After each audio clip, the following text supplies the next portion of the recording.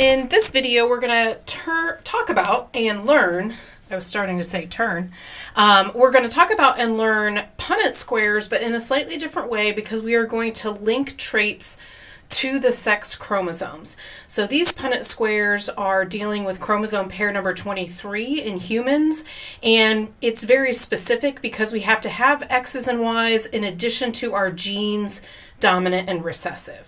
So just as a refresher, you learned about this when we talked about karyotypes. A female sex chromosomes are XX, and a male sex chromosomes are XY. And when we talk about sex-linked traits, in all honesty, the Y chromosome is really, really small, and the only thing on it, the traits on the Y chromosome really just have to do with male development for the most part. So when we talk about sex-linked traits, we're really talking about traits that are on the X chromosome. And because both females and males have the X chromosome, we're looking at those characteristics that could be inherited by either a female or a male. So let's talk a little bit about question number 3. It says, for a sex-linked recessive trait, what are the possible genotype combinations for a female? So remember, a female has an X and an X. And if this trait is recessive, let's use the letter H. A person could be homozygous dominant, which means they would not have the characteristic, or in this case, we're going to call it a disease. A person, a female, I should say, could be heterozygous. They could be big H, little h on their X chromosomes. Same thing, in that case, they would not have the disease. However, this is a recessive disease. I'm actually thinking of hemophilia in my head using the letter H. Hemophilia is a bleeding disorder where individuals with hemophilia lack the ability to clot their blood.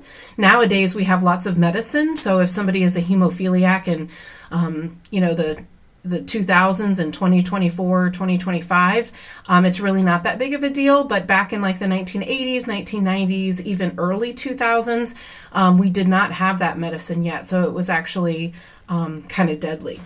So if a person actually is homozygous recessive, then they would have the disease. And so if we look at these combinations, these two females do not have the disease, this female does. So out of these 3 combinations, really the fraction of women that would have this hemophiliac disease is 1/3. Okay, 1 out of the 3 would have the disease. Now, let's kind of switch gears and talk about this, though, with males. Males are X and Y, but remember, this characteristic is only on the X chromosome, so we actually don't put anything on the Y. So a male just has one X chromosome. So they're either going to have a dominant characteristic on that X chromosome, and in that case, not have the disease, or they are going to have the recessive characteristic, and in that case, they would have the disease. So, sorry, gentlemen, but in this case, we actually look at a 50-50 shot of a male inheriting hemophilia, for example. So the fraction would actually be 1/2. So there's a greater likelihood that men are hemophiliacs. Females can still get it, but it's more likely to be seen in men. Another characteristic that we usually talk about on the X chromosome is color blindness. Same thing, it is a recessive characteristic on the X chromosome, so the probabilities still apply. So females can be colorblind, but it is much more likely to happen in males.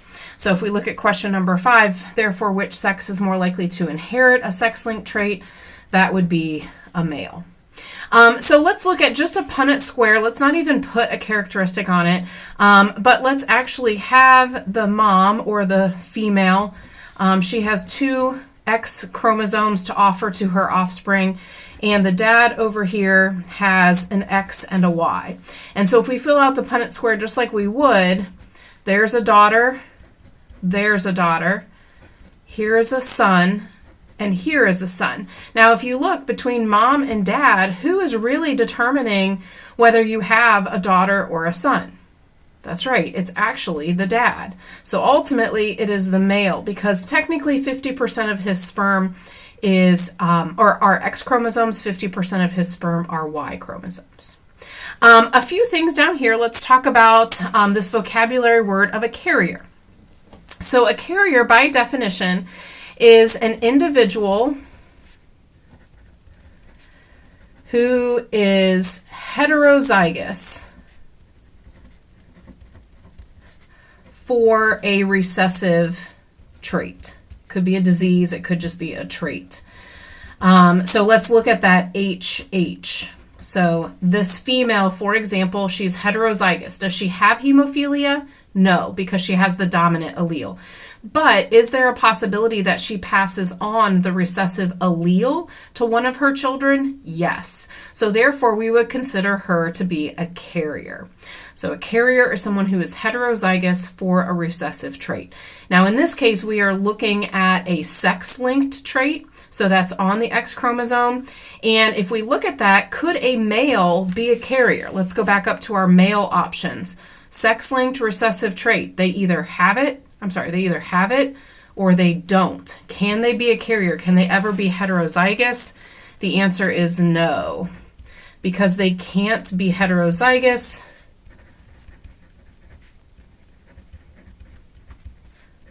with one X chromosome. You got to have two to be heterozygous. Now, if we took out the X's, if we were just looking at any characteristic on chromosomes 1 through 22, the autosomes, then yes, a man could be a carrier, but it would not be a sex-linked trait. It would just be a recessive trait on one of those autosomes. So let's keep working a little bit. I just want to do a little bit for you, and then you can kind of fill in the blank. You'll see a lot of patterns with this. So in this top part, we're going to practice a genotype is given. We're going to determine if it's male or female and what the eye color is. This is referring to an organism technically called a Drosophila, which is used very often in genetics experiments. It's a fruit fly. We have them at home. Sometimes I call them gnats in our house.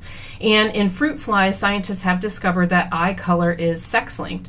Red is actually dominant to white. So let's take a look at these genotypes. We have two X's there. So would that determine a male or a female?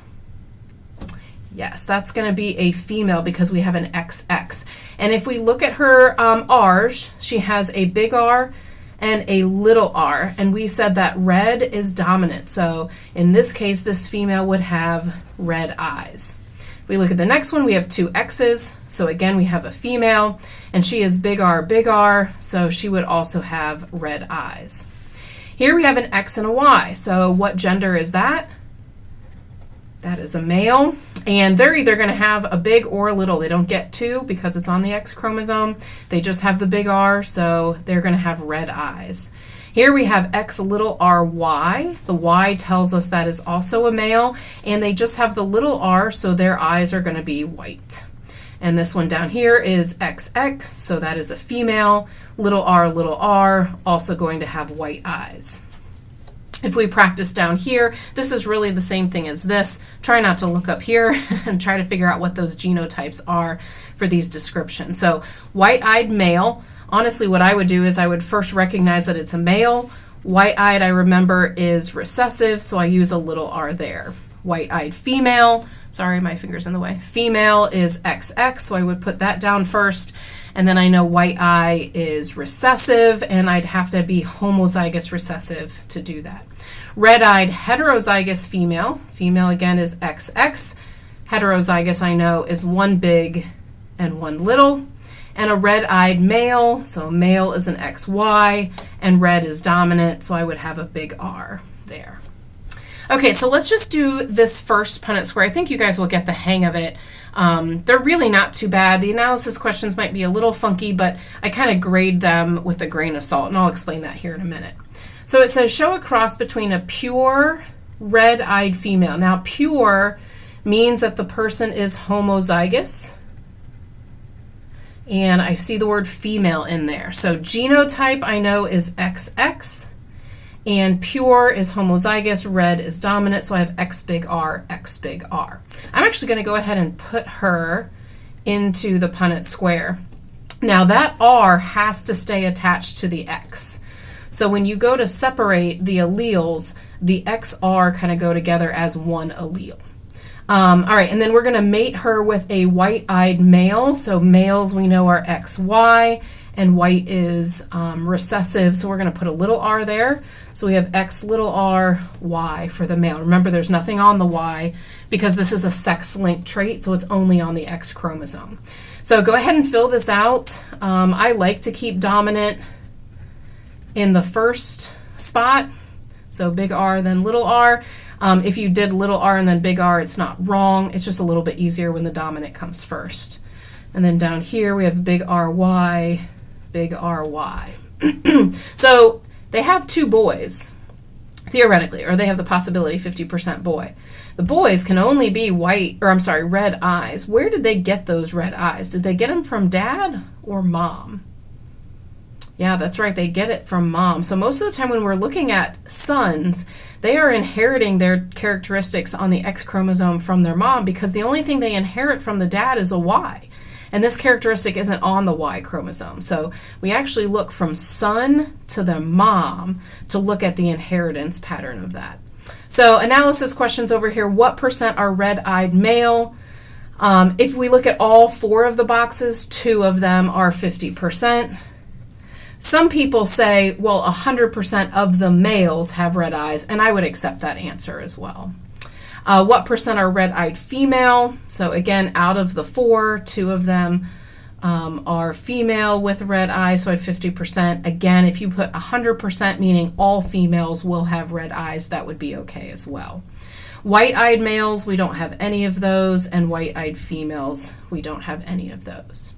So as you can see, it's just a typical Punnett square. I'm not going to give you one that's a dihybrid. There'll always be a monohybrid. And when it says it's a sex-linked trait, we have to add our X's and Y's. So go ahead and try to complete the one down here at the bottom of your worksheet. And then there's a little bit more to go on the back. And on the back is an actual scenario with hemophilia, that disease that we talked about earlier.